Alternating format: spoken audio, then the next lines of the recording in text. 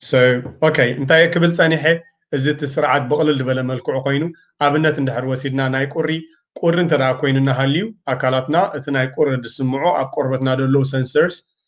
ተቐቢሎም ናብ ብመልክዕ ኒውሮንስ ወይ ካብ ስነመት ንገሮም ናብ ሂፖታላማስ ዝበሃል ክፋል ናይ ኣካላትና ይሰድሞኒ ኒውሮሴንሰሪ መልእኽቲ ድማ ሽዑ ብዋህታት ገይሩ ናብ ስርዓተ ዝረደምና ሆርሞን ይሰድድ ማለት እዩ ሂፖታላማስ ትሰዶ ሆርሞን ወይ ከዓ ነዚ ሆርሞን እንታይ ይባሃል ስርዓተ ነዝዒ ስርዓ ኢንዶክራይን ክኸውን ይኽእል እዩ እቲ ሆርሞን ግን እንታይ ይባሃል ብትግርኛ ይፈልጠኒ ስለዚ ሆርሞን እንዳልኩ ክቐፅል እየ ሶ TRH ድባሃል ወይ ከዓኒ ታይሮትሪፕቲን ሪሊዚንግ ሆርሞን ድባሃል ናይ ትእዛዝ ሆርሞን ማለት እዩ የነዝዕሞኒ ንስኻ ናብ ሰራውር ደም ይኸይድ ኣብቲ ሰራውር ደም ምስከደ እቲ ሰራውር ደም ከዓ ተመሊሱ ናብ ካልእ ሆርሞን ናይ ፒቱትሪ ግላንድ ድባሃል ይወስዶ ኣብ anterior pituitary gland ድባሃል ድማ ነቲ መልእኽቲ ተቐቢሉ THS ወይ ከዓ thyroid stimulating hormone ወይ ከዓ thyronotropin ድባሃሉ እዞም ነጠብጣብ ዝመስሉ ዘለዎ ነገር ይሰድድ እዞም ነጠብጣብ እዚኦም ድማ ተመሊሶም ናብ ካልእ ሆርሞን ስርሑ ክሰርሕ ዘለዎ እቲ መልእኽቲ ይነግርዎ ማለት እዩ እዚ ንኣብነት ናብዛ ጎረሮና ደላ ናይ ታይሮይድ ትባሃለ ምፅእ እሳ ከዓ ተቐቢላ ነቶም ዋህዮታት መልእኽቲ ትሰደሎም ብመልክዕ ሆርሞን ብስርዓተ ዝረደም ተፂሩ ከዓ ናብቶም ዋህዮታት ትኸይድ ኣብቶም ዋህዮ ወይ ከዓ ትሹ ናይ ኣካላትና ከዓ እቲ ድድላ ስራሕ ሰርሕ እስኻ እንታይ ክገብር ዘለዎ ስርዓት ናይ ሞታቦሊዝም ናህና ክቕልጥፍ ኣለዎ ስርዓተ ዝረደም ክቕልጥፍ ኣለዎ ከምኡውን እቲ respiration ድባሃል ኣብ ውሽጢ ዋህዮ ክበዛሕ ኣለዎ ብዙሕ ኢነርጂ ክቃፀል ብዙሕ ደም ብኡ ክዘውር ይጅምር ንሕና ከዓ ሙቐት ይስማዓና ማለት እዩ ካብ ቁሪ ናብ ሙቐት ይስማዓና ስለዚ ቁሪ ክስማዓና ድገበረ ኣብ ቆርበትና ደለው sensory neurons ድባሃል እዮም ስነመትን ማለት እዩ ሙቐት ክስማዓና ድገበሩ ካብ ኣእምሮ ካብ ሃይፖታላማስ ተቐቢሎም ናብ pituitary gland ናብ thyroid gland ብመልክዕ ነዝዒ ገይሮም ክሰድዱ ፀንሑ ብስርዓተ ዝረደም ገይሮም ድሓልፉ ደለዎ ከዓ እቶም ሆርሞናት እዚኣ ተቐዳሚት ነጥቢ ክትርዳእና ዝደልያ ድሓር ካብዚ ቀፂልና እቶም ኢንዲቪጁዋል ዝኾኑ ትሽዓተ ዓበይቲ ግላንስ ኣለዎ ኣብ ኣካላትና እዚኣቶም ድሰርሑ ሆርሞንስ ድሰርሑ ወይ ሆርሞንስ ደቐምጡ ወይ ከዓ ሆርሞንስ ደንዝዑ ማለት እዩ ስለዚ መጀመርያ ኣብ ኣእምሮና ክንሪኦ ዘለና ሰለስተ ዓበይቲ ሆርሞናት ኣለዋ ኣብ ኣእምሮና ንሰን ከዓ ሃይፖታላማስ ፒቱትሪ ግላንድ ወይ ከዓ ፓይናል ግላንድ ይበሃል ማለት እዩ ፓይናል ግላንድ ብዙሕ ግዜ ኣብ እዛ ፕሪሚቲቭ ተባሂላ እውን ትፍለጥ እያ ክንዲ ዓተርያ ትኸውን ብጣዕሚ ንእሽቶ እያ ግን ንሳ ብጣዕሚ ብዙሕ ስራሕ እውን ኣለዋ ሶ ሃይፖታላማስ ቀንዲ ስርሑ እንታይ እዩ ኣብ ኣካላትና ዓቐን ናይ ማይ ዓቐን ናይ ጨው ዓቐን ናይ ሽኮር ዓቐን ናይ ሙቐት ዓቐን ናይ ብምሉኡ ምዕሩይ ክኾነሉ ድግብኦ ኣብ ሓደ ደረጃ ክህልወሉ ድግብኦ ዲግሪ ኣሎ እንተደኣ እዚ ካብቲ ክኾኖ ድግብኦ ተመዛቢዑ ዲስፋንክሽን ይበሃል ማለት እዩ ወይ ከዓ ዲስባየስስ ይበሃል ማለት እዩ እሱ እንተደኣ ከምቲ ዝድለ ክመሓደር ኮይኑ ኣብቲ ደድልየና ዓቐን እንተደኣ ክፀንሕ ኮይኑ ንሱ እቲ ሆሜስታሲስ ኣብ ሓደ ደረጃ ክበፅሕ ክኽእል ኣለዎ ስለዚ ወቕቲ ናይ ርብና ህርመት ክኸውን ይኽእል እዩ እቲ ሙቐት ናይ ኣካላትና ክኸውን ይኽእል እዩ ከምኡውን እቲ ብዝሒ ማይ ብጣዕሚ ናሮ ዊንዶ ወይ ከዓ ኣዝዩ ረቂቕ ዝኾነ ዲግሪ ፍልሊ ንእሽተይ ምብዛሕን ምውሓድን 2% ማይ ዲሃይድሬት እንተደኣ ኮይና ኣብቲ ዝሓለፈ ግዜ ብዛዕባ ዲሃይድሬሽን ክንዛረብ ከለና እንታይ ኢለ ነይረ እንተደኣ ናይ 2 ሚእታዊት ዲሃይድሬሽን ካብቲ ክንኮነ ድግባአና 2% እንተደኣ ጎዲልና ኣብ ዲሃይድሬሽን ድበሃል ናይ ምጉዳል ፈሳሰብ ኣካላትና በፂሕና ኣለና ማለት እዩ እዚ ከዓ ነብሱ ድኸኣለ ኣዝዩ ሓደገኛ ደረጃ እዩ ሶ ነዚ እንተደኣ ክንቅይሮ ኮይና ናይ ግድን ኣካላትና ብስፖንታኒየስ ዝኾነ መልክዑ ንዕኡ ተማእዝነሉ ሲስተም ክመፅእ ክኽእል ኣለዎ ሓደ ካብቲ ሜላ ንዕኡ ትገብረሉ ከዓ እዚ ናይ ሃይፖታላመስ ናይ ንዕኡ ንኻልኦት እንዳኣዘዘ ንኣሽቱ ካብኡ ድንእሱ ግላንድስ እንዳኣዘዘ ነቲ ምሕደራ ይገብሮ ማለት እዩ ሶ ፒቱትሪ ግላንድ እንተዳሪእና ድማኒ anterior ድበሃል ክፋል ናትለዎ ንሱ ከዓ ሰክሪት ዝገብር ይሰርሕ ማለት እዩ ነቶም ናይ ኣካላትና growth and development ወይ ከዓ ናይ ዕብየትን ምዕባለን ሆርሞንስ ድኾኑ ሰክሪት ይገብር ማለት እዩ ተሓደ ከዓ እቲ ፖስትራል ድበሃል ማለት እዩ እዚ ከዓኒ ናይ ሪኣብዞርቬሽን ወይ ከዓ ናይ ማይ ኣብ ኩሊትና ኮይኑ ደመሓደር ክንደይ ደኣክል ማይ ናብ ኣካላትና ክምለስ ኣለዎ ቅድሚ ሕጂ ብዛዕባ ዓቐን ጨውን ዓቐን ማይ ናብ ኣካላትና ምልክት ገይረ ክገልፅ ፈቲነ ነይረ ንኣብነት ኣብዚኣ ክትከውን ትግባእ ኣብዛ በዚኣ ምልእቲ ማይ እንተዳ ሓንቲ ማንካ ጨው እንተዳ ኮይና ትሕዝ ክልተ ማንካ ጨው እንተዳ ኣብዝሎ ኮይኑ ናይ ግድን ኣካላትና ከይፈተወት በዚኣ ሙሉእ ፈሳሲ ሪቴይን ክትገብር ኣለዋ እዚ ዋተር ሪቴንሽን ንብሎ እዚ ዋተር ሪቴንሽን ከዓኒ ነቲ ሆሜስታሲስ ክገብር ኢሉ ዝገበሮ እዩ እንተዳ ከምኡ ኢሉ ዘንቢዑ እዚ ናይ ጨው ዓቐን ኣብ ኣካላትና እንተዳ ዘንቢዑ ብኡኢና ብዙሕ ንሸይን ብዙሕ ንርህፅ ምክንያቱ wherever sodium goes water follows ናብ ድኾነ ጨው ድኾዶ ማይ ከዓ ይስዕብ እንድሕር እቲ ዓቐን ካብቲ ክኾነ ድግቦ ንላዕሊ በዚሑ ነዚ ናብ ፀቕጢ ደም ወይ ኦዲማ ሕበጥ ናይ ኣጋር ወይ ሕማም ልቢ ቁልዕ ይገብረና እዚ ኩሉ እዚ ንኸይመፅእ ግን እትዮም ናህና ግላንስ ወይ ከዓ ሆርሞንስ ነብሱ ድኽኣለ ምሕደራ ናይ ገዛ ርእሶም ኣለዎም ስለዚ እታ ሂፖታላማስ ኣብ እምሮና ደላ ከምቲ ድበልናያ ተኻለይታ ኣብ እምሮና ደለካ ፒቱትሪ ግላንድ ትበሃል ኢንቴሪየር ኤንድ ኤክስቴሪየር ትበሃል ክፋል ኣለዋ እታ ኢንቴሪየር ትበሃል ሰክሪት ትገብር ሰክሪት ትገብሮኻ ናይ ምዕባልን ናይ ምዕባለ as in growth and development ብዛዕባ ዕብየትን ምዕባልን ናይ ኣካላትና ክገብሮ ዘለዎ ቦን ደንሲቲ ክኸውን ይኽእል እዩ ቦን ስትሬንግስ ክኸውን ይኽእል እዩ እቲ ናይ ጨዋዳና ምድልዳል ክኸውን ይኽእል እዩ ቆልዑ ክግብዙ ከለዉ ክኸውን ይኽእል እዩ ዳዓበየ ሰብ ክብደት ክቕንስ ከሎ እንዳሓፀረ ክኸይድ ከሎ ሰብ ሸቱ ምስ በፅሐ ካብ በዓል ሱሳ ንድሓር ቁመቱ እንዳሓፀረ ይድኸይድ ምክንያቱ ኮምፕሬሽን ናይቶም ኣዕፅምቲ እውን ስለ ዝፍጠር እቶም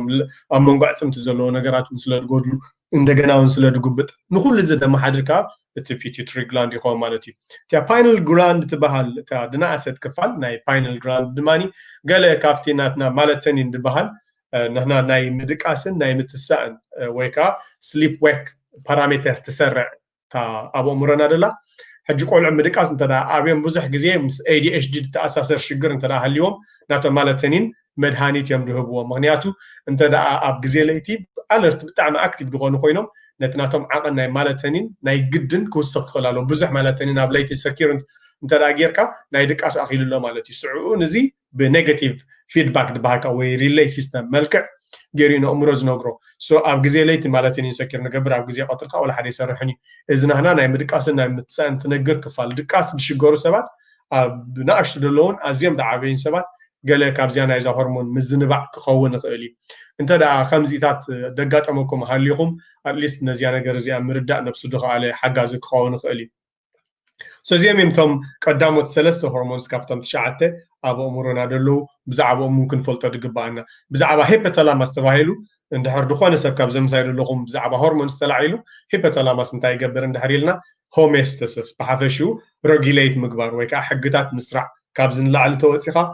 ጥዕና ኣይኮነን ካብዚ ንታሕቲ እንድሕር ከይድካ ጥዕና ኣይኮነን ስለዚ ኣብዚ ሬንጅ እዚ ክትከውን ኣለካ ኢሉ ደመሓድር ማለት እዩ ፒቱትሪ ከዓ ከምኡ ብዛዕባ ናይ ምዕባልን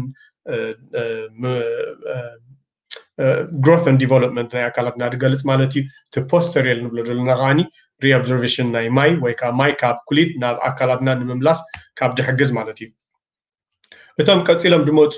ሰለስተ ሆርሞን ራብዓይ ሓምሻይ ሻድሻይ ከዓ ታይሮይድ ፓራታይሮይድ and ታይመስ ድበሃል እዮም እዚኣቶም ከዓ ኣብ ከባቢ ናይ ጎረሮና ዝርከቡ ሰለስቲኦም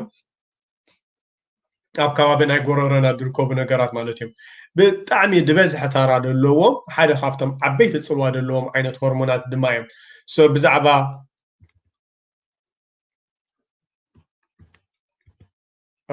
ብዛዕባ ታይሮይድ እንድሕር ክንዛረብ ኮይና ሓንቲ ካብተን ብዕምቀት ክንዛረበላ ድደሊ ኣብ ሕብረተሰብና ብጣዕሚ ከይተረድኦም ድኻ ሙድ ድብሉ ወይ ማዓት ኢነርጂ እናተሰምዖም ከይደቀሱ ድሓድሩ ወይ ክብደት ምውሳኽ ብጣዕሚ ሃንደበታዊ ክብደት ናይ ምውሳኽ ሽግር ድገጥሞም ወይ ቀልጢፎም ሕርቕ ጥብሉ ጠባዮም ኣብዚ ሎ ደይ ይበሃል ድኾኑ ወይ እውን ኣብዚ ሕበጥ ናይ ጉርንጉሪት ደጋጠሞም እትክቢ ታይሮይድ ካንሰር ክኸውን ድኽእል ወይ ታይሮይድ ኢንፍላሜሽን ክኸውን ድኽእል ከምኡ ዳኣመሰሉ ኣብ ሕብረተሰብና ብብዝሒ ካብ ዝረኣዩ ብፍላይ ካብ ደቂ ኣንስትዮ ሕጂ ገለ ካብቲ ካብ ኤርትራ ድመፀኒ ፕሪስክሪፕሽን 17 ገለ ድኸውን ድመፀኒ ናይ ታይሮይድ እዩ I don't know why ኣብዚ ዝሓለፈ እዚ ሎክዳውን ካብ ድጅመር ጥራሕ 17 ድኸውን ፕሪስክሪፕሽን عسران قال ندخل متني تن 17 ناي تايرويد تراين زخا بقى قال تايم تملكتات قال لهم كدول لي كله قلطف يدكم مغنيات ديبل حرق يبل انرجي تبهال يبلين كوتاتهم ملكتات دحر بتنتاني كنريو من ناي تايرويد مسكرنا جن اوروبا نابرون بسرتنا بدكتور كيل كان از نغر زي بتاع قليل تي 3 تي 4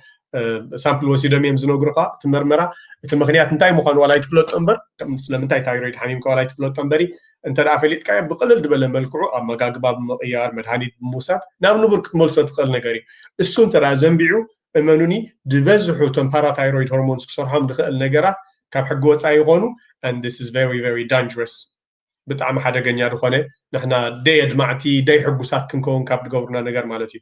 ስለዚ እዚ እንተደኣ እታ ታይሮይድ ንሪኣ ዘለና እዚኣ ኣብዚኣ ደላ ማለት እዩ እዚኣ ኣብዚኣ ደላ ቦክስያት ኣይ ዶንት ኖ ትራኣይኩም ኣላ ድያ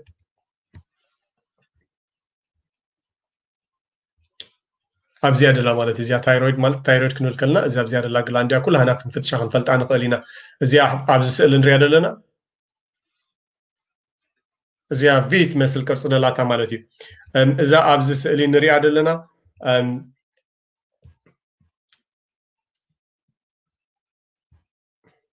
ኦኬ እዛ ኣብዚ ስእሊ ንሪኣ ዘለና ሕጂ እታ ብቅድሚት ደላ ማለት እዩ እዚኣ እታ ብቅድሚት ትረኣየና ብድሕሪት ከዓነ ከምዚኣ እንድሕር ገልቢጥና ርኢናያ ማለት እዩ ሶ እዚ ቅርፂ ከምዚ ንሪኦ ዘለና እዚኣ ከምዚ ቅርፂ ናይ ቅድሚትን ናይ ድሕሪትን ማለት እዩ ድሓር ሰለስተ ኣገደስቲ ዝኾኑ ሆርሞናት እዩ ሪሊዝ ትገብር እቶም ቀንዲ ካልሲቶኒን ዝበሃል ድሕራይ እቲ T3 ካልእ ከዓ T4 T4 ብታይሮክሲን ጥራይ ንፈልጦ ማለት እዩ እቲ ትራይ ኣዮዶታይሮኒን ዝበሃል ድማኒ እቲ T3 ማለት እዩ እዚኦም ሰለስቲኦም ሆርሞንስ ዘመሓድር ብዙሕ ግዜ ንሕና ኢነርጂን ሜታቦሊዝምን ንሕና ፃዓትን ንዓና ዝስማዓና ስምዒታትን ካብ ዝገልፁ ገለ ነገራት ማለት እዩ ኣለኹም ደምሳይ ድምፂ ገለ ክኒ ፕሊዝ ኮመንት ኣብቲ ኮመንት ክፅሕፍለይ ዝኾነ ነገር ንበይነ ይዛረብ ከይህሉ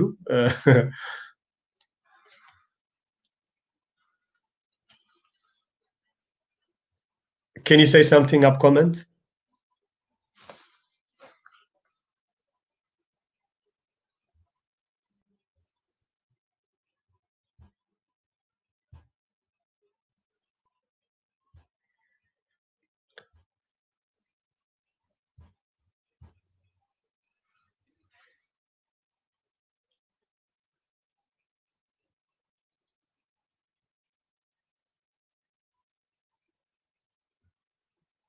Okay, يسمع له ديو دمت له دي بجاهم نقرني. Oh, okay, صبوا, very good. Okay, that's brilliant. Alright, بلو كغت سليه. يقريتها زي موداقن مثال نايزي انترنت قال خافت بدوهتات نايجن. كي تدهالنا هنكسل كنكلالنا. Okay. So yeah, زي حنتي كافتن أزينا قد صدقونا نجر بزعبة تايرويد كنفلتر لنا نجر مالتي. So بزعبة تايرويد كنزارب كلنا تي كأن عنا كردانا دلو حدا تي إنرجي مالتي مو سخت صبغة يكونه مقناس صبغة يكونه كلايكا ميتابوليزم مالتي إنرجي خن بالكلنا أنت عينت حيلي سمعنا لو قلتفنا دينا ندكم بداية دقونا هالكي ميتابوليزم كن بالكلنا را قلتفنا دينا كبدتنا نقنس مغنياتو ديتا فلتا ويسقيل لكن دقلا نقون عينتنا فتيتو مالتي عيننا فريو كاب سوكيتنا عيننا كوت دليه مثل كل مزخ نجف كلنا ما سب معدن حر هندا بتكم مغيرو أبقى العوار حريقهم له እዚ ሰብ እዚ ናይ ሃይፐር ወይ ከዓ ምልዓል ናይ ታይሮይዲዝም ሒዝዎ ኣሎ ማለት እዩ ብኣንፃሩ ከዓ ስቂሉ ማዕዘምዘም እንተደኣ ኮይኑ ደይናቱ ባህሪ እንድሕር ከርኢ ጀሚሩ ቀልጢፉ ድደክም እንተደኣ ኮይኑ ከዓኒ እዚ ሰብ እዚ እቲ ሃይፖ ወይ ከዓ ታሕተዋይ ናይ ታይሮይዲዝም ናይ ታይሮይድ ምዝንባዕ ወይ ከዓ ዲስፋንክሽን ኣጋጢምዎ ኣሎ ማለት እዩ እታ ሓሙሸይቲ ሆርሞን ድማ እታ ግላንድ ማለት እዩ ሶሪ ቅሬታ እታ ሓሙሸይቲ ግላንድ ድማኒ እታ ፓራታይሮይድ ትበሃል ማለት እዩ እታ ፓራታይሮይድ ብዙሕ ግዜ ሃይፖፋይሲስ ተባሂላ እውን ትፍለጥ እያ እሳ ድማኒ ኣዝዮም ኣገደስቲ ዝኾኑ ብዛዕባ ናይ ካልሽየም ንዕፅምትና ነስናና ንጭዋዳና ገለ ካብቲ ድላዓለ ደረጃ ካብ ዝፃወቱ ማዕድናት ሓደ እዩ ሶ ንክዓቐን ናይ ካልሽየም ኣብ ኣካላትና ድቆፃፀር እቲ ፓራታይሮይድ ዝበሃል ግላንድ ኣብ ናይ ታይሮይድ ግላንድ ታሕቲ ብግምጣሉ ተቐሚጠን ካብ ዝረኣያ ከም ዝንሪአን ዘለና ተን ብጫ ዝመስላ ነጥቢ ማለት እዩ ብግምጣሉ ካብ ዘለዎ ማለት እዩ ሶ ፓራታይሮይድ እንድሕር ናትካ ናይ ፓራታይሮይድ ዲስባየስስ ወይ ከዓ ዲስፋንክሽን ወይ ከዓ ምዝንባዕ ኣጋጢምካ ኣስናንካ ብቐሊሉ ድኹም ይኸውን ወይ ስኑ ሃንደበት ድጎርፍ ሰብ ከምዞም ብዙሕ ሽኮር ድቑሕሙ ዱዓዋዕ ድብል እንድሕር ሪኢኻ ገለ ካብቲ ጠንቅታት ናይ ፓራታይሮይድ ሽግር ክኸውን ይኽእል እዩ بزيكا زناي باراثايرويد بزيكا تنايسنان عصمتك بقليلو دخوم دخون بزح كانزا ناي محقول تدغاطمكا دعبها كتكيد كلها تسبر عصمتك هلوكا عند حقوقها بزح غزي قانزا خسمعكا خلو بمولهم زوم بدهتات زيوم كاني ناي باراثايرويد شجر كخوني يخول اليوم مغنياتو كالشيم تداد اكل ديبلكا كالشيم انتدا بزيحو هارت انتاي دبال كاردياك ارست كازكا يقولي بزح كالشيم قال حنت فيديو كريكم ولا بزعبا كالشيم ابا اكلاتنا كما يقدر يسرح منتي نقولها هنا كردانا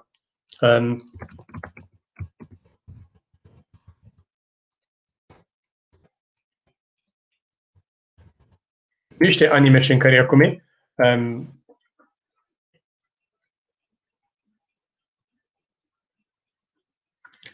كالشيم كافتوم ازيوم بالطعمي طقمتي انت دا غوديلوم كا حدغኛታት دخونو ነገራት ማለት እዩ ብዙሕ ግዜ ኣብ ዕፅምትና ካብ ደጋጥሙ ነገራት እዩ ድርአ እንተ ደኣ ንሱ ካብ ክኾኖ ድግብኦ ንታሕቲ ኮይኑ ሓደ ካብቲ ብድሆታት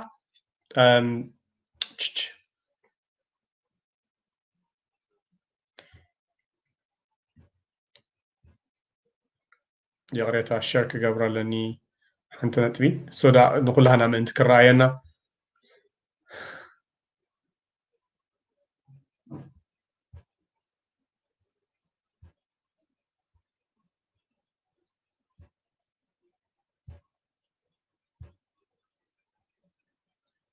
Okay, so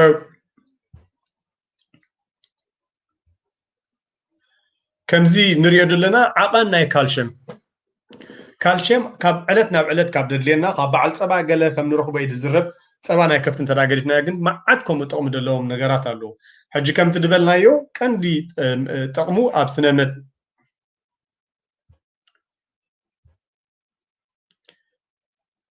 قال خفتهم كان دي تقمتات نايزي كالشيم كنزارم انت راخوينا نو سوكف بمولو اكلاتنا ناي كالشيم عقل كم تدل مولو كخون خلالو انت دا تعاقل ناي كالشيم غوديلو جن بطعم حدغኛ ድኾነ ናይ ዝተፈላለዩ ክፋል ናይ አካላትና ካብ ኩሊትና ጀሚርካ ናብ ቶም ጨዋዳታት ካብ ኩሊትና ጀሚርካ ከምኡውን ናይ ኣጽምትና ከምኡውን ናይ ታይሮይድ ግላንድ ንባዕሉ ከምኡውን ናይ ቫይታሚን ዲ ደሎ ሽግራት ከምኡውን ናይ መትንታት ኮታት ብሙሉ አካላትና ናይ ካልሽየም ዝንባዕ በጣም ሓደገኛ ድኾነ ጎነት ወይ ለውጢ ፀገም ይደምጻልና ዓቐን ናይ ካልሽየም ኣብ አካላትና ኩሉ ግዜ ከምቲ ድድለሙሉ ክኸውን ኣለዎ ብዝተፈላለየ ምክንያታት ካልሽየም ክንረኽቦ ንኽእል ኢና ካብ ብዙሓት ኣሕምልቲ ክንረኽቦ ንኽእል ኢና ሕጂ እቲ ካልሽየም ክበሃል ከሎ ብዙሕ ግዜ ምሰብ ምስ ዓበየ ከም ድወሃብ ከም ቫይታሚን ዲን ካልሽየም እንደለዎ ከም ድወሃብ ይድረህ ግን ነፍሲ ወከፍ ዋህዮና የድልዮ ነፍሲ ወከፍ መትንና የድልዮ ነፍሲ ወከፍ ጨዋዳና የድልዮ እንተ ናተዓቐን ናይ ካልሽየም ናይ አካላትና ሙሉእ ደይ ኮይኑ ካበስናና ጀሚርካ ማለት ድበዝሕ ብሙሉእ ማዕፅምትና 99 ሚእታዊት ኣብ ዕፅምትና ይትሰርሕ እቲ ሓንቲ ሚእታዊት ኣብ መትንታትናን ኣብ ስርዓተ ዝሮደምናን ኣብ ጨዋዳናን ትሰርሕ ድማ ናቶም ሙግዳል ህርመት ልብኻ በገባብ ደይኮነ ክኸውን ይኽእል ዝተፈላለዩ ፀገማት ምስኡ ተሰኒኹ መፀካ ይኽእል እዩ ሶ ብዛዕባ ካልሽየም ሙግዳል ኣብ ናህና ክል ዕድመ ደሎ ሰብ ብጣዕሚ ንቕሓት ካብ ደድልዮም ነገራት እዩ ናይ ግድን እንተደኣ ከምዚ ድኻም ዝስማዓና ኮይኑ ናይ ግድን ክንምርመር ክንክእል ኣለና ቫይታሚን ዲ ንበይኑ ሙግዳሉ ጥራሕ ኣይኮነን እኹን እቲ ቴስት ብዛዕባ እዚ ተመርሚርና ከምኡውን ኣብ ህፃናት ክኾኑ ይኽእሉ እዮም ብቐሊሉ ክብደት ደይውስኹ እንተደኣ ኮይኖም ገለ ካብቲ ብድሆታቱ ናይ ካልሽየም ዓቐን ጎደሎ ምዃኑ ወይ ከዓ ዲስፋንክሽን ምዃኑ እንተደኣ ከምኡ ደጋጥመና ሃልዩ ከዓኒ ብርግፅ ንሕና ናይ ፓራታይሮይድ ሽግር ክህልወና ይኽእል እዩ ንዕኦም ምምርማር ከድልዩ ማለት እዩ ኦኬ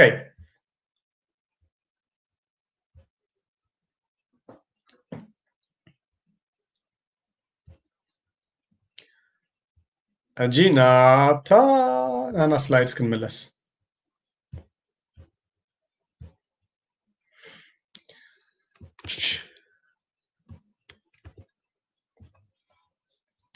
Okay, so thyroid, parathyroid رينا لنا كابا قتيلات متص تايمس تبهال مالتيو تا تايمس تبهال نتوم نحنا سرعة مكلقال تي سيلز تبهالو وكا تعد واحدة دن بزعبا زيوم تمالي يزارب نيرن حريق مخونكم بي سيلسن تي سيلسن فيروس كحزنا خلو ناب سرعته هيمولوجيكال وكان يسرعته زردم أبدمنا أتيو كاب دزورو كم بعد الفيروس بكتيريا قال نعم سلب الدهوتات كمصنع كله نعوم كاب دلاليو كان دي بتعمل فيتال دقونا نيسرعته مكلخال نأكلتنا fighting diseases ويكا نحمامات يقولون نتقادات نجارات بدقة يوم نمكوت صار كاب تدلي دبزة حجزية white blood cells مالتيو نتقوات صار نعوم تسرح تايمس تبهال gland مالتيو انت دارينا كاب مبرق أفريقيا دموت دبولو دبزحو عندنا تشيك جبرا لن يقريتا حنتنت بتشيك جبري East African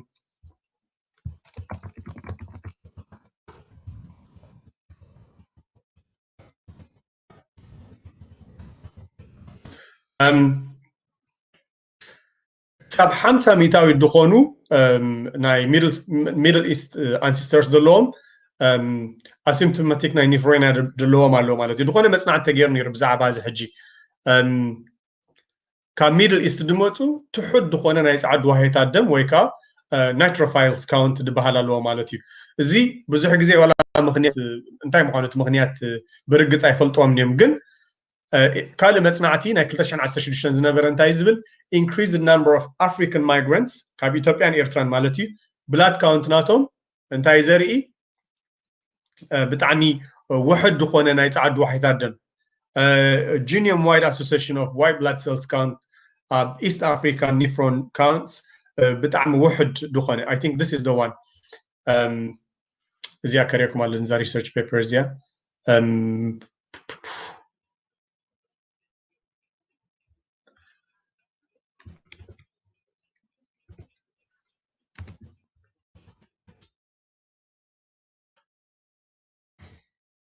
قريتها زي نايزا research paper screen shot جيرا كريكم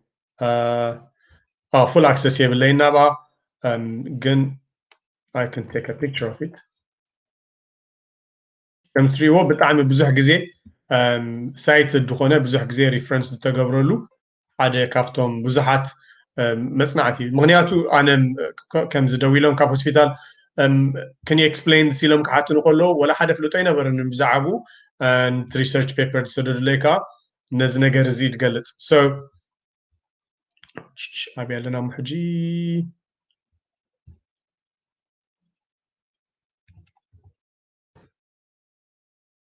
اوكي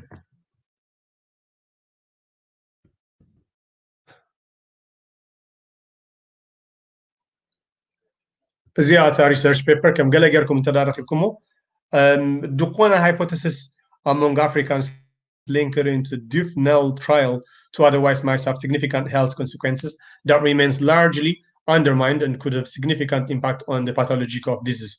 Data are emerging that neutrophils are versatile cells that play a critical role in سرعة المكلخال ناكلاتنا.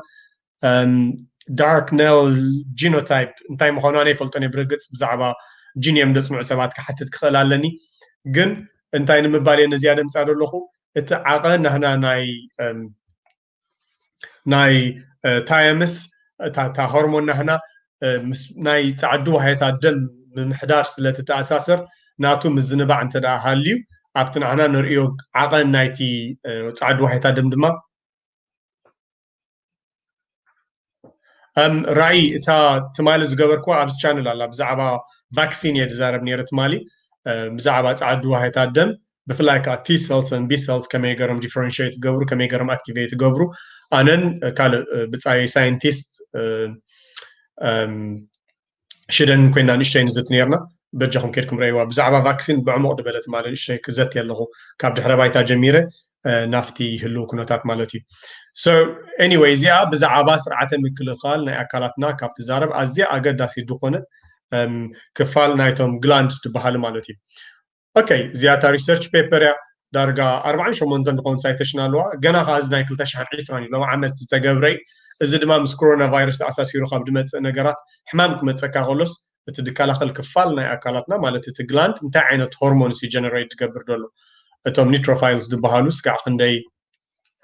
عبتر لهم have long been unclear the cause of ethnic or benign neutrophile or neutropenia benign ወይ ጉዳት ደይብሉ ናይ ካልእ ሽግር ደይ ተፈልጠ ማለት እዩ ኒትሮፊኒያ ኣብ ደምና ካብ ዘሎ ኒትሮፋይንስ ንምንታይ ምዃኑ የተፈልጠን ኢሉ ዝገርጽ ዘሎ cause subsequent neutropenia and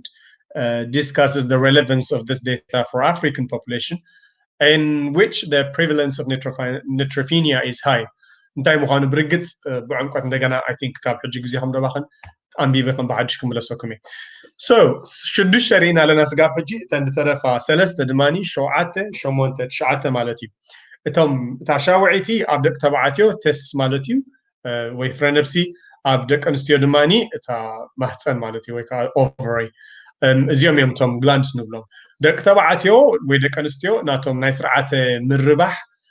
ሆርሞናት ከምቲ ዓንቲ ወይ ዝገለጽክዎ በቶም LH and FSH ድበሃሉ ኣብ መጀመርያ ከዓ ትኸለኹ ዝገለጽክዎም ድምሕደሩ ማለት እዩ ብጣዕሚ ኣገዳሲ ካብ ዝኾኑ ድማኒ ብዘይካዚ እቲ ሪፕሮዳክሽን ወይ ከዓ ንምርባሕ ካብ ዘገድሱና በዞም ሆርሞንስ እዚኦም እዮም ድምሕደሩ ኣብ ካልእ ስላይድ ኣለሃኒ ብዛዕባ ብትሕቲ ዝያደ ቆረፅክዋ ግን ኣብ ደቂ ኣንስትዮ እቲ ኦቨሪ እንተዳሪእና ኢስትሮጅን ኣብ ኖርማል ግዜ ፕሮጀስትሮን ከዓ ኣብ ግዜ ጥንሲ ካብ ሰኪር ካብ ዝገብሮም ነገር which plays a key role in the health of the female reproductive system estrogen progesterone ኣብ ደቂ ኣንስትዮ ካብ ዝረኣዩ testosterone ከኣኒ ኣብ ደቂ ተባዕትዮ ካብ ዝረኣዩ ማለት እዩ እታ ሻሙነይቲ ሆርሞን እታ ፓንክሪያስ ማለት እዩ ብዛዕባ ፓንክሪያስ ክብል ከለኹ መቸም ኩላህና እንታይ ምዃና ትርዳእና ብዛዕባ ፓንክሪያስ ክንዛረብ ንድሕር ኮይና ኣብዚ ኮመንት ብዙሕ ደጋጊምና ስለ ዝተዛረብና ገለ ካባኹም ክትዝክርዋ ተስፋ ይገብር እዚኣ ንስርዓተ ምሕቃቕ መግቢ ብፍላይ ከዓ ከም በዓል ፕሮቲን ፋትስ ድኾኑ ኣብ ምሕጋዝ ዓብ ተራ ዘለዋ ከምኡውን ካርቦሃይድሬት ንዝተወሰነ ዓቐኑ ማለት እዩ ቀንዲ ከዓኒ ናይ ኢንሱሊንን ግላኮግንን ዝበሃሉ እቶም ኢንሱሊን ካብ ኣካላትና ካብ ስርዓተ ዝረደም ሽኮር ወሲዱ ናብ ቲሹ ድወስድ ወይ ድማ ናብ ጸላም ከብዲ ወሲዱ ክኽዘን ከም ዘለዎ ድገብር እቲ ግላኮግን ድማኒ ካብ ጸላም ብመልክዕ ጸላም ገብሪ ገይሩ ግሉኮኖጀነሲስ ብድበሃል መልክዕ ነቲ ከም ሆርሞን ኣብ ደምና ሽኮር ውሒድሎ ድብል መልእኽቲ ምስ መጾ ነዚ ሆርሞን እዚ ናብ ጸላም ከብዲ ይሰዶ ጸላም ሰብዲ ከዓ ነቲ ስብሒ ወይ ቅሙጥ ዓቐን ናይ ሽኮር ኣብ ኣካላትና ሰቢራ ናብ ስርዓተ ዝረደም ትብትኖ ማለት እዩ ሶ እዚኦም ክልቲኦም እንዳተባራረዩ ናይ ግሉኮስ ሬጉሌት ኣብ ምግባር ካብ ዝፃወቱ ማለት እዩ እቶም ቤታ ሴልስ ኣብዚ እቶም ናይ ኢንሱሊን ዝስርሑሉ ማለት እዩ ስለዚ ኢንሱሊን ሓደ ካብቶም ሆርሞንስ ኣብ ፓንክሪያስ ዝስርሑ ምዃኑ ኣብ ተፈላለዩ ኣጋጣሚታት ብዛዕባ ሽኮር ክዛረብ ከለኹ ገሊፀ ነይረ ናይ መጨረሻ ኣብዚ ክንዝትየላ ንደሊ ድማኒ ኣድርናል ግላንድ ትበሃል እዩ adrenal gland ገለ ንኣብነት ሓደ ሰብ ድሓረቀ ድተጨነቀ እንድሕሪና ቀልጢፍ ሽንቲ ዝመፀው ምሻሎ ሓንቲ actually what happens to the body ሓንቲ ኣዝያ ኣገዳሲት ዝኾነት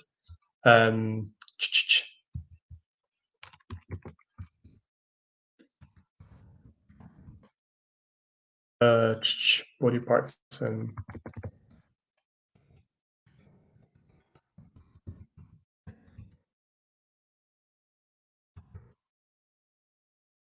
psychological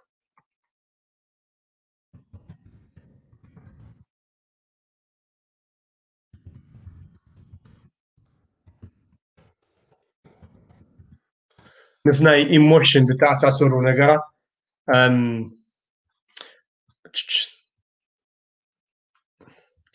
I need to find it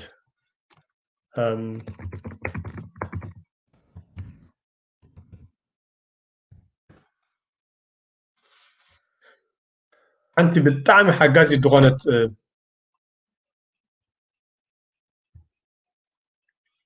mind body I think it's called mind body segment مثلني تريتجاجي جن أينا أكلاتنا أينا كفالنا أكلات كإنتاج دخون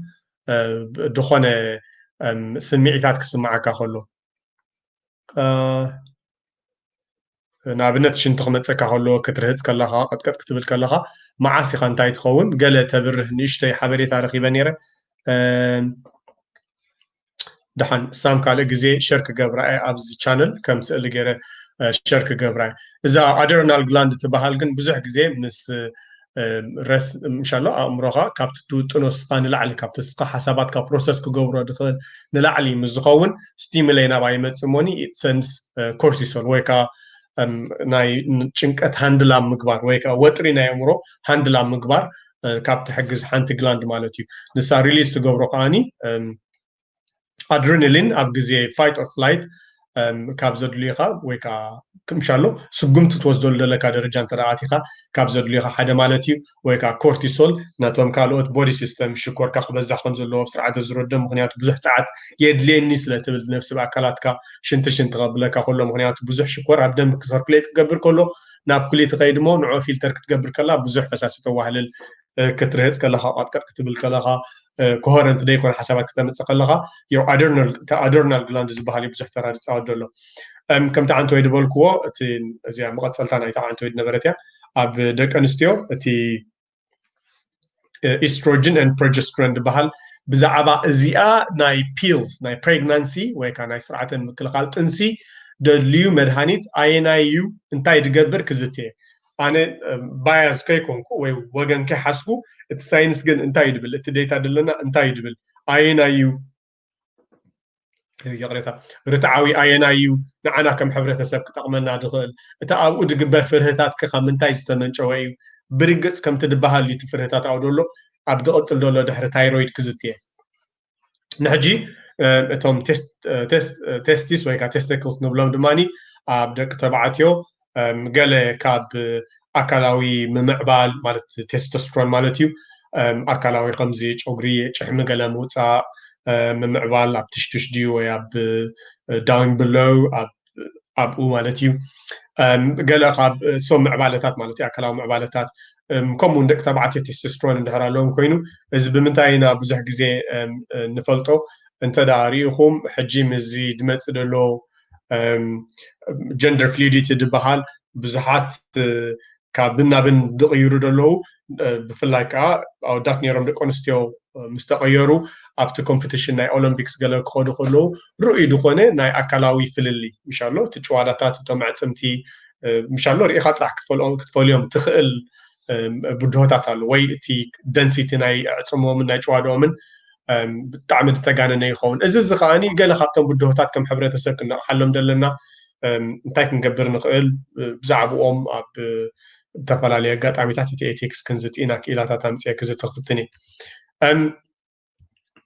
ሶ ያ እዚኣቶም ከምዚ እትዮም መባእታዊ ዝኾነ ንቕሓት ኢንዶክራይን ሲስተም ክንብል ከለና እቶም ግላንድስ ድበሃሉ ነዚኦም ደመሓድሩ ምስኡ ከዓ እቶም ሆርሞንስ ድበሃሉ እንታይ ምዃኖም ስጋብ ኣብዚኣ ዘቲና ኣለና እቶም ሆርሞንስ ኣብ ክልተዮም ድምቀሉ ኣይዲያሊ ብማይ ድሓቁን بسبح دعقون مالتي وتم بما يدحقوا كبروتين يمسرحوا ويكا كاب امينو اسيد يمسرحوا زيوم ناي بيبتايد هرمونز تباهيلهم دفلطو نوح دبله ناي بروتين هرمونز ويكا تشينز نبلوم تلاقاقيبهم كاب دموص نغرات مالتي قال قباتهم توم ناي هيبوثالاموس ويكا ناي anterior pituitary gland دبهالو هرمونز ناو ملخ ابون كابو دوس دندمولسن مالتي اتوم واتوم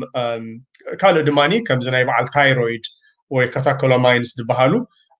كم زي ناي سبيسيفيك امينو اسيدز ملكع بالمقطار كايبر تايرويسين ملكع نشتكي رابيلكا كيميكال ستراكشر ناتو دبوت مالتي كاربا دخونو نافتم امينو اسيدز كالتوم ناي ستوريج دبهالو دماني اب ناي سرعه الرباح ادرينال كورتكس كاب دغبرو هرمونز بسبح كاب دحقو مالت ويكا كاب كوليسترول سروح مالتي سلازي فيتامين دي تراد وحدنا هاليو فاتنانا كالشيم عاقون غدولن ترا خوينو ازوم هرموناس زيوم اب مسرحمون عاب بودو يتفتر مالتي سلازي نا تقارنو دا تدغاغفيم دمصو سو سغا حاجه انتاينا رينا دلنا انتدኣ كمزي نريو دلنا ازيا تا pituitary gland تبحال مالتي هيب ازيا بلعليا دلنا انتاي تبحال لنا هيبوثالاموس سخا تا دعبيت ماستر مالتي تا هيبوثالاموس نزيا انتاي كتقبر كم زلوات نغرا مالتي ازيا خا كم زغريو تصنحنا ناب سرعه مربح اندحر كيدا ناب سرعه عصمتي ويكا سرعه ممعبال سرعه محدرا ناي اكلاتنا كميلنا growth and development انتدኣ قيدا نابتوم سرعه sensation ወይ ከዓ ናብ ቆርበትና ገጹ እንተደኣ ከይዱ ስርዓተ ጸባ ምምንጫው ስርዓተ ናይ ኣደ ወይ ናይ ምርባሕ መልክዑ ወይ ኣድሬናል ኮርቴክስ እንተደኣ ከይዱ ከምኡውን ናብ ታይሮይድ እንተደኣ ከይዱ ቶም ካልኦት ማመልን ግላንድስ ኣብ ግዜ ሕርስን ጥንስን ካብ ምምንጫው ዝሰርሑ ከምኡውን ኣብ ግዜ ፔሪየድ ወይ ከዓ ጽግያት ካብ ድመፁ ከምኡውን ኣብ ግዜ ምሕደራ ናይ ማይ ካብ ዝሰርሑ ሆርሞንስ ንኩሎም ትእዝዞ ማለት እዩ ንበላብል እዚኣ ካብዚ ትሰዶ እቶም ካብዛ ፒቱትሪ ግላንድ ድመፁ ናብ ኩሊት ኣብ ልዕሊ ኩሊት ኮፍ ኢላ ደላ እንተደኣ ከይዳ ናብኣት ሶዶም ADH ይበሃሉ ንሶም ከዓኒ አንታይ ዳይሬቲክ ሆርሞንስ ይበሃሉ ማለት እዩ ዳይሬቲክ እንታይ ድገብር ካብ ነብስና ማይ የውፅእ አንታይ ዳይሬቲክ ድማኒ ካብ ነብስና ማይ ከይወፅእ ኩሊት ምስ በፅሐ ተመሊስ ናብ ደም ክመፅእ ከም ዘለዎ ካብ ድገብር ማለት እዩ ኦክሲቶሲን መቸም ኩላና ከም ትፈልጦ ሓደ ነቲ ዩትራስ ገለ ባህሩ ክቅይር ከም ዘለዎ ካብ ድገብር ኮንትራክት ክገብር ከም ዘለዎ ካብ ዝገብር ማለት እዩ እንተደኣ ሓራስ ነፍሰ ጾር ናብ ምሕራስ እንተደኣ ትድንግሃልያ ገለ ካብቶም ድወሃቡ ኮንተንትስዮም ኦክሲቶሲን ብዙሕ ግዜ ምስ ጸባ ወይ ከዓ ምስ ሰክሬሽን ናይ ሚልክ ገለ ካብ ድተሓሓዝ ማለት እዩ ታይሮይድ ስቲሙሌቲንግ ሆርሞን ምስ ናይ ታይሮይድ ናህና ድተሓዝ ማለት እዩ አድሬኖኮርቲኮስቴሮይድ ሆርሞን ድበሃሉ ወይ ከዓ ACTH ድበሃሉ ከዓ ምስ አድሬናል ግላንድ ናህና ድተኣሳሰሩ ቀፂለ ከብርሃ እንታይ ትገብር ኣብ ግዜ ስትረስ እዚ PRL ድበሃል ወይ ከዓ ፕሮላክቲን ድበሃል ጸባ ኣብ ምምንጫው ድሰርሕ ማለት እዩ ከምኡውን ማኖሳይታል ስቲሙሌቲንግ ሆርሞንስ ድበሃሉ ኣብ ናይ ምርሃፅን ሰንሳ ምግባር ናይ ቆርበትናን ካብ ድሕግዙ ግሮዝ ሆርሞን ወይ ከዓ ግሮዝ ስቲሙሌቲንግ ሆርሞን ድበሃሉ ዕፅምቲ ናህና ካልሽየም ናህና እንታይ ክመስሉ ኣለዎም በታ ፓራታይሮይድ ገይሩ ድመፅእ መልእኽቲ ማለት እዩ ናብቶም ታርጌት ኦርጋንስ ድበሃሉ ክኸይድ ከሎ ናብ ቴስቲክልስ ተኸይዱ እቶም ጎናዶትሮፒስ ድበሃሉ ስርሖም ክሰርሑ ከለዉ ናብ ኦቫሪውን ከምኡ ማለት እዩ ድእዝዝ ማለት እዩ ከምዚ ንሪኦ ዘለና እዞም ሆርሞንስ ንኣብነት ኣብዚ እንድሕር ርኢናዮ እዛ ኣብዚ ደላ ማንስትራል ሳይክል ምስ ተወድአ ወይ ኣብ ምውድኡ ገፁ ደሎ ማለት እዩ እቶም ዶት ኮይኖም ደለዉ ከምዚ ፐርፕል FSH ንብሎም ሆርሞንስ ይበፅሑ ንኣብነት ኣበይ ኣለኻ ማለት እዩ ከምዚ ኖርማል መዓልቲ መፂኻ ሳይክል እንድሕር ጀሚሩ ኣሎ ኣብዚ እዋን እዚ እንተደኣ ኣብዚ ብጣዕሚ ፒክ ድኾንካሉ ግዜ እንተደኣ ፆታዊ ርክብ ጌርካ ንኣብነት ኣብዚ እዋን እዚ ብቐሊሉ ክትጠንስ ትኽእል ኢኻ እንተደኣ ኣብዚ እዋን እዚ ካብዚ ፔሪየድ እዚ ስጋ ብዚ ፔሪየድ እዚ ደሎ 3 መዓልቲ ቅድሚ ምጅማርካ ፔሪየድ 3 መዓልቲ ድሕሪ ምውድእ ፔሪየድ እንተደኣ ፆታዊ ርክብ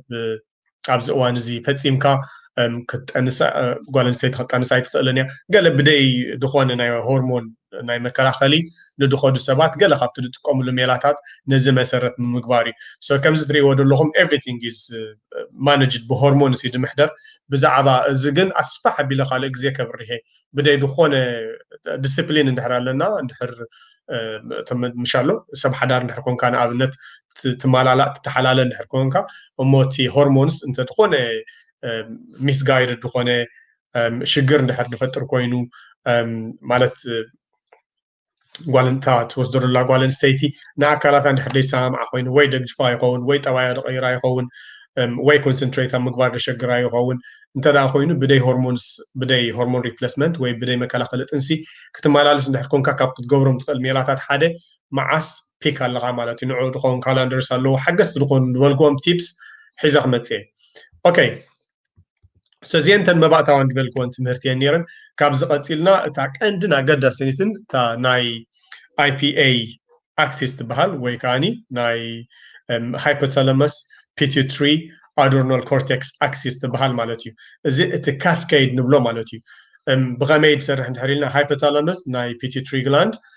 ናይ ኮርቲኮትሮፒን ሪሊዝን ሆርሞን ድበሃል ይሰደሉ እዚ ፒቱትሪ ግላንድ ድማኒ አድሬኖኮርቲኮትሮፒን ሆርሞንስ ድበሃሉ ንአድሬናል ግላንድ ይሰድሉ አድሬናል ግላንድ ከዓኒ ኮርቲኮስቴሮይድ ወይ ከዓ ኮርቲሶል ይሰርሕ ማለት እዩ ስለዚ እዚ እቲ ካስኬድ ድበሃል ኣብ ክንዲ ሃይፖታላመስ ፒቱትሪ አድሬናል ኣክሲስ ትብል APA ኣክሲስ ትበሃል ሕጂ ናይ APA ኣክሲስ ኣለኩም እንተዳ ተባሂልኩም ከም ገለ ተነጊርኩም እዛ ካስኬድ እዚኣ ወይ ከዓ መሳልል ማለት እዩ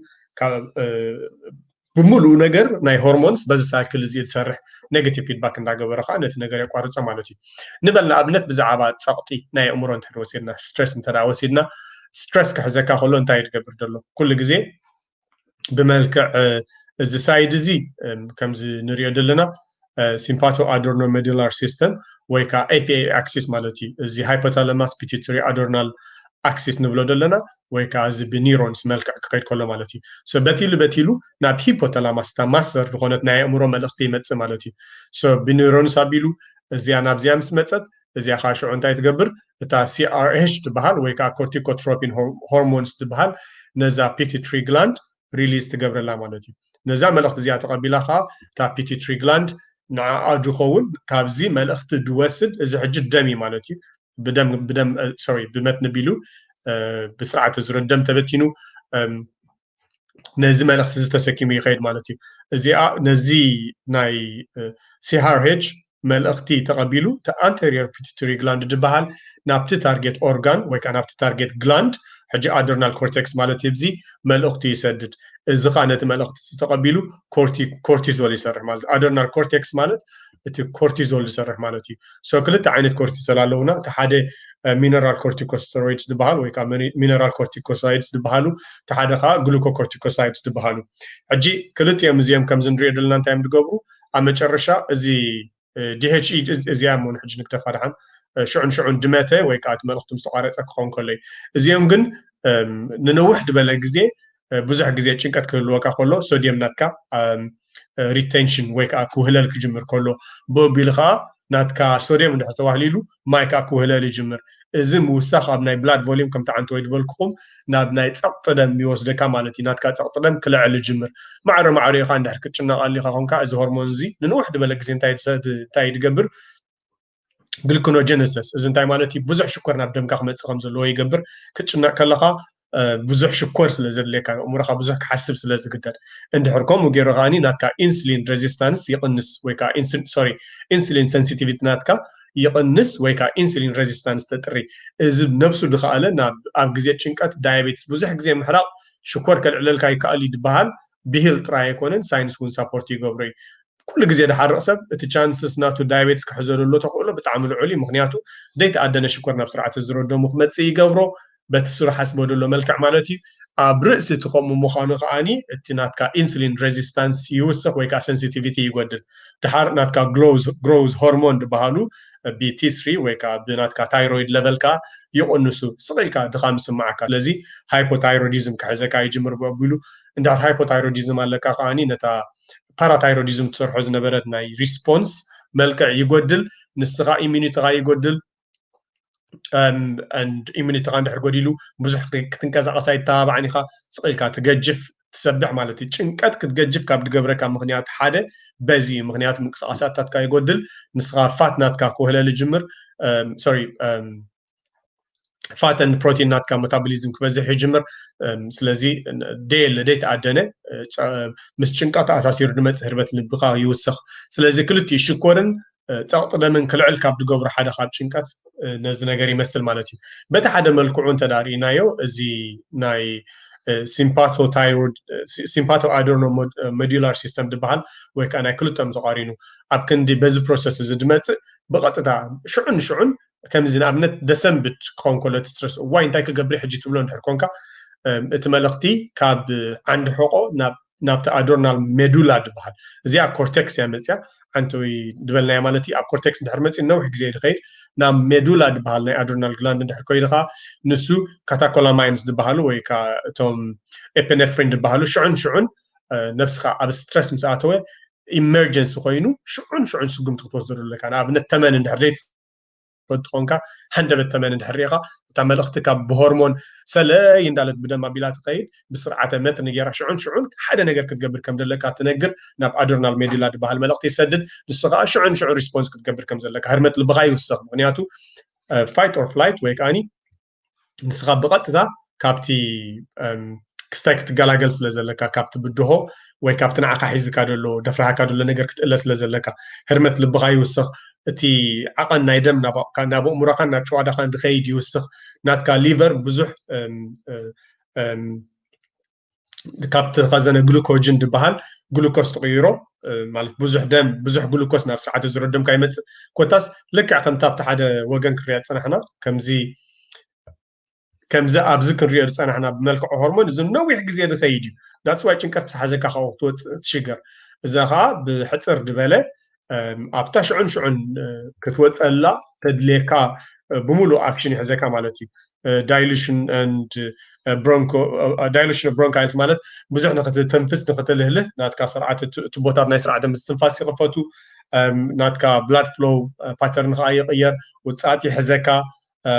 digestive system activity يغير مالتي decrease خون مالت تم شوادات نايس سرعة محقق مقبي يقنزو سلازي up fight or flight كان محجب بزح جزء قليت يعني بمولو بزح دم ناتكا كابت نايس سرعة محقق مقبي دبزها درجة حدا ربعي حدث يسوي حدا ربعي نايس سرعة زر الدم بسرعة محقق مقبي حدا ربعي وحدث يسوقنا بسرعة أمور سلا دخيد أبز أوان زخا نتدم بمولو باجت كجبرو أنت راخوين ناب شوادانا بمور ناي كاب سرعة محقق مقبي دخيد يقارت متنثات كأخلهم تمتهم نفتي إمرجنسي غون بيغا ديسمبر بعراي وصاد كحزن ري ولا أنا بدك سباتون كابدر أنا جر مالت نسيوس لذي ناتكا ميتابوليزم يوسخ قلتف كالرت خونكا حدا سقوم تكتوسخ يحجزك مالتي سو نايلومي مسرتاوي عندنا نجارات ابزي نزيانين مسرت كم مبقس ندحر حج بزعبا تايرويد كنزارم ندحر كوينس كابينا بيت نتورك نخردانا مالتي بزعبا تايرويد ويكا تايرويد ديسفانكشن ويكا تايرويد ديسبايسس ويكا كابت كونه دغبون تدا حليفو ويلعن ويتحت مالتي ان بزا انت دا لعلو هايبر نبلو مالتي بزح كابت كونه دغبون لعلي اكتيف انت دا خوينو هايبر نبلو انت دا انا تايرويد هايبر تايرويدزم دحر لك خوينو كابت كونه دغبون لعلي انت دا بزيحو كل غزي تصغر حصيل خرجف جمر انت فتت بالمالتي مشالو بتعمي فوري دخل نجار بديت أدنى راحت كتر تجمر هرمت البغاس قيلو جيج يبل مسوخا كبدت قلتف كاتقنس بزح منفعتي طرات قلد عمسولو نجاراتهم ببزحي رايو قز أطفاركا مشالو دخل ملك عم يغيروا قللتي سوفت خاب دخلوا نات كان يمدكاس لمثاتكا إيراتيك يخون ولا دخيمكا خلقا دقاس اي مسكاني لاس وايكا عينقا بوغي دبهال وي كم زملكتات نايدي دقاس سب كثري تجمر بقليلو مؤات يبلكا مالسي ازي اب غزي مونوبوز كاب دراي قال ملكتات مالتي اندحر ازي صقم زهاليكا خوينو اب ولاد ون عاب ترالو ناتكا انفرتيليتي كغطمكا يقلي مخنيات خم تدرانايو مس تايرويد اساسيرو دمص باراتايرويد الله باراتايرويد كا اب ناي كالشيم عاب ترا دصاوت مالتي انت دا باراتايرويد ناتكا ناي كالسيوم فانكشن ابديلو سرعه مربحن سرعه متنن سرعه عصمتن قال خافتهم سرعه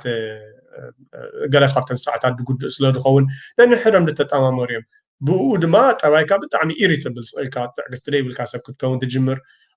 شواداتات كاخدهم يجمروا بزح نيرفسنس يسمعك كمزي سلكا بتك بحاله تكون تينات كمان مانستيريال بيريد ماني بقى ادابتيبل يقول مالتي كابزيهم كلهم بحدا غزي ديك مصيو يخو اليوم انت دا كابزيهم ملكتات ترياخون كندك انستي بفلاي قال خافتي كتغبرو دغباكن بتي 3 تي 4 بحال نجر مللايو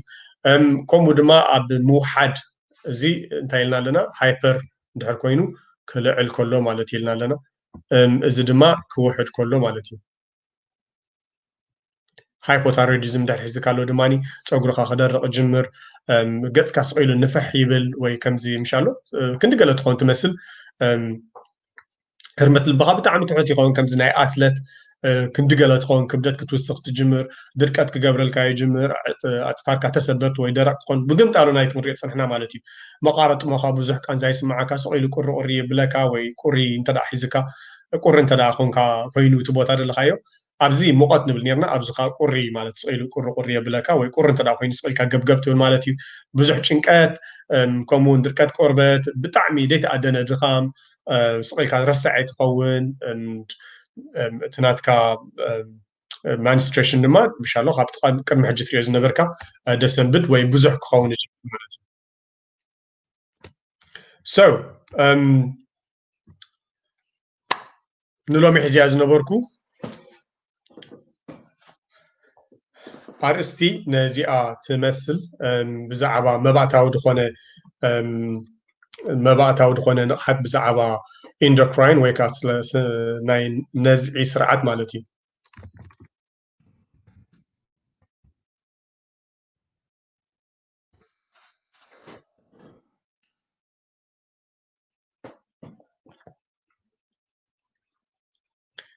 اوكي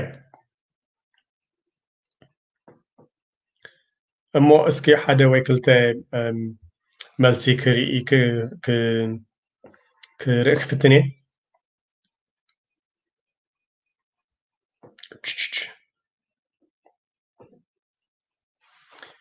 اوكي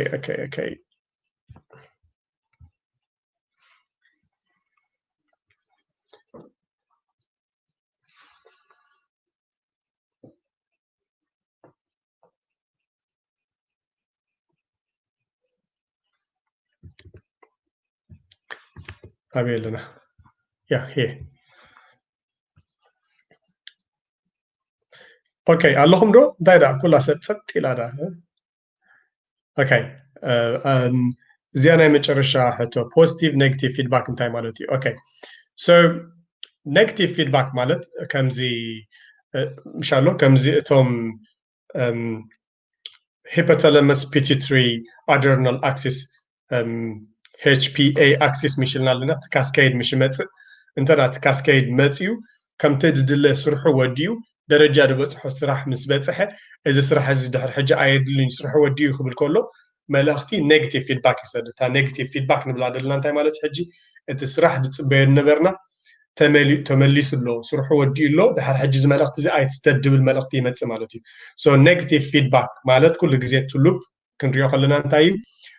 እታ ናይ መጨረሻ ክትግበር ድልዋ ነገር ተገይራ ኣላ ሕጂ እዚ ነገር እዚ ኣየድልን እዩ ክብል ከሎ ነፍስና ማለት እዩ ፖዚቲቭ ፊድባክ እንድሕር ኮይኑ ግን እቲ ስቲሙለስ ምስ ጀመረ እቶም ካስኬድ HPA ኮርቲሶል ንኣብነት ብዛዕባ ናይ ፀቕጢ ክንዛረብ ፀኒሕና ኣይ ቲንክ ኣብዚኣ ክንሪኣ መስለኒ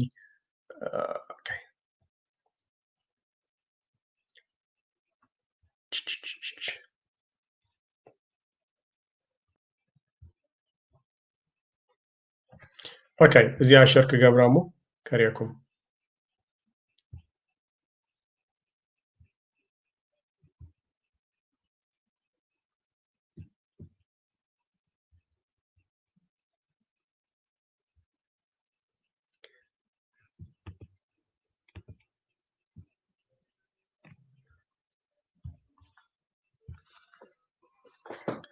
اوكي so እዚኣ ኣትያ ሲስተም ሕጂ መጀመርያ እንታይ ኢና ኢልና ቆርበትና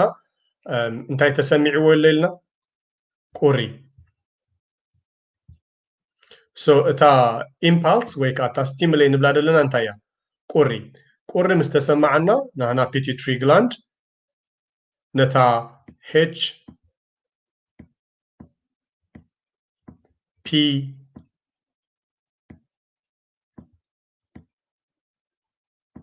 A دبلنا يا أكسيس مالخت تخيل مالتي HPA كمية مالتي هيبوثالاموس نتي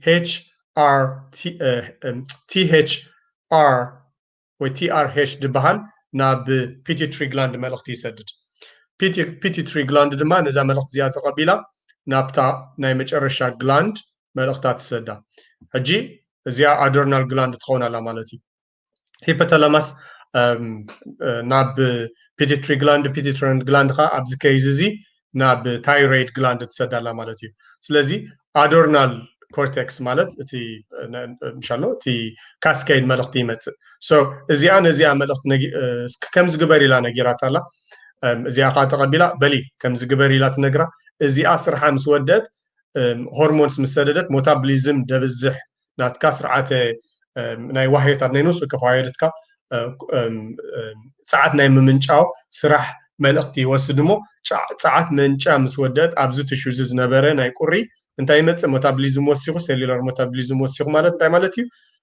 ካብዚ እንታይ ትረክብ ካሎሪስ ወይ ከዓ ሂት ክትረክብ ትጅምር ማለት እዩ ነፍስኻ ካብ ውሽጢ ክመውቕ ምስ ጀመረ ሕጂ በፂሕ ኣለኹ ኣካላተይ ካብቲ ድድለ ናይ ቴምፕሬቸር በፂሕ ኣሎ ስለዚ እዚ መልእክቲ እዚ ሕጂ ምምፃእ ኣየድልየን እዩ እንድሕር ክብል ኮይኑ إذا هرمون زيادة سودوز نبرت أنا مجرشات سودوز نبرت ملختي نابزيا نيجاتيف فيدباك سدد مالتي بقى حاجات تدي أكل تبتي حلو تبل إذا أخاشعو أوكي تي دلاكا يسرح تودي له ملقتي ودي له خطبار إذا تتكبير له وين تناي مجرش أسرح بقى خلاص جزء ممسو أيرلينيو إلى نفسك تنقر كلا كاب جبر ملسي جبر ملسي نفت قدام أي أزاز دخيل مالتي positive feedback عند هالكوين جن جنا أي تبت الحمد لله give me more مالتي بنت جنا وسخن دبل ملقتي قوان مالتي أوكي نعمل شرح حتى بمجاجبا كغير كنكيرون نخلينا I think مجمريا الدرجة اللي خايو يدوسنو انتدኣ اللي خايو درجة بطعم حدا جنيا خوينو ناي جدن እቲ መድሃኒት ክውሰድ ክኽእል ኣለዎ መባእታዊ ዝኾነ ናይ ደሓን ዝበሃል ተራፒቲክ ሬንጅ ወይ ከዓ እቲ ሆሜስታሲስ እቲ ዕላማ ላዕለዋይን ታሕተዋይን ዝበሃል ደረጃታት ኣለዎ ናይ ታሕተዋይ ዝታሓተ ደረጃ እንድሕር ኣለካ ኮንካ ካብኡ ብምምጋብ ናብ ማእከላይ ወይ ከዓ ላዕለዋይ ደረጃ ክትመልሶ ትኽእል ኢኻ ካብታ ዝታሓተ ትበሃል ደረጃ ንታሕቲ እንተደኣ ኮንካ ግን ናይ ግድን እቲ መድሃኒታት ክውሰድ ኢንካሬጅ ይግበር ማለት እዩ ኣብኡ ከይበፃሕካ ግን ኣመጋግባና ብምቕያር ብዙሕ ግዜ ነዚ ከምዚ ነገራት ሽግራት ከምፅልና ድኽእሉ ናተይ ትዕዝብቲ ናይ ውልቀይ እዙ and then I stand by my words እቲ ናህና ናይ ኣመጋግባ ሽግር እዩ ኣብ ምዕራባውያን ሃገራት ክንመፅእ ከለና ወይ ከዓ ሕጂ ብዝለሓለፈ ዓመታት ብብዝሒ ካብ ዝረአ ኣብ ዓድና ምስቲ ምምጋብ ተኣሳሲሩ ድመፅእ ነገር ስለ ዝኾነ እንተደኣ ተኻኢሉ ጠመተና ኣብ ኣመጋግባና መግብና ይኹን መድሃኒትና ይብል ከመይ ይመስለኩም اوكي انت عند سبابرنا انت انترنت انت تقارصنا I think لومي كنقبراز نبرنا I'm very tired بتاعمي دقيم اللغو قالي كي يعبرك انت ربع دبلك واغن اب غزي ودي اللغو اوكي እነዚያ ናይ ሎሚ ስርሐይ ንሎሚ ሕዝያ ዝነበርኩ ትሕዝቶ ነዚያ ትመስል ነትናይ ትማልድ ገበርና ናይ ቫክሲን ሓደራ ከድኩም ረኣይዎ እንተኽኢለ በብንሽተይ ክቆራርፆ ክፍትን እየ ምክንያቱ ብሓደ ግዜ እንድሕር ኮይኑ ክስልችወካ ስለ ዝኽእል ወላ ነዚ እውን ኣብ 2 ኣብ 3 ክቆርፆ ክፍትን እየ ሰው ኩሉ ሰበብ ብታ ተድልዮ ክፋልጣ ይርዩ ምእንቲ ክኸይድ እስኪ ኣብ ኮመንት ፃሓፉለይ ቅድሚ ምኻድኩም ሓደራ ናብ ነፍሲ ወከፍ 10-15 ዝኾኑ ሰባት በጃኹም ሸርበልዎ ኣብ ግሩፕስ ናይ ፌስቡክ እንድሕር ኮይኑ ኣብ ኢሞ እንድሕር ኮይኑ ንገለ ብፍላይ ደቂ ኣንስትዮ ኣሕዋትና መባእታዊ ዝኾነ ንቕሓት እዚ እንተዳ ተዋሂብዎን ኣነ ኩሉ ሰብ ክመሃር ክእል ኢለ ዳኣምን ካብ ጥዕናና ዳዓቢ ነገር ካ የለን እዚ ንትምህርቲ ይኮንና ንምሃሮ ንክንጥዕ ኢና ንምሃሮ ስለዚ ፕሊዝ ቅድሚ ካብዚኣ ምኻድኩም ሕጂ ብዚኣ ከለኹም ምሳይ ሸሪት ካባኹም ድጥልቦ ኣነ ግዜ ክህብ ከለኹ ፍልጠተይ ክህብ ከለኹ ብደይ ድኾነ ዕቃበ ንስኹም ከ ናብ ነፍሲ ወከፍ ሰብ ዋላ እንታይ እዚ ትሰዱልና 10 ግዜ እንዳበለኹም you need to send them ምክንያቱ it's ንጠፋ ኣለና በብቑርብ ብከምዚ ነናእሽቱ ድሓን እንዳመሰልና ንጠፋ ኣለና ስለዚ my call for you ንኩላትኩም is ኣብ ፌስቡክ ፎሎ ክትገብርዎ ሼር ክትገብርዎ እንድሕር ሓጋዝ ኮይኑ ረኺብኩምዎ ከዓኒ ላይክ ክትገብርዎ ንኻልእ ሰብ ከዓ መፅኦም ክሳተፉ ኢንካሬጅ ክትገብርዎም የድላበኩም so እግዚኣብሔር ኣቐድሙ thank you for your patience ብትዕግስቲ ስለ ተፀበኹምኒ እንዳወደቐ እንዳተሰአ ብልቢ የመስግነኩም ኣብ ድመፅእ ዘሎ ሳምንታት እንተደኣ እትዮም እንዳዓደምኩም ክኢላታት መፅኦም ነታ ናይ ቫክሲን ኤቲክስ ክንዛረብ ኢና እንተደኣ ንበይነይ ኮይኑ ከዓኒ ብዛዕባ ብታይሮይድ ክንጅምር ኢና ታይሮይድ እንታይ ይብርግፅ ሕጂ ርእሲ ኢና ኢልና ያደለና ክንወርድ ኢና ናብ ንውስ ወከፍ ክፋል ናይ ኣካላት so ተሳተፍቲ ክትኮኑ ይዕድመኩም ብሩኽ ምሸት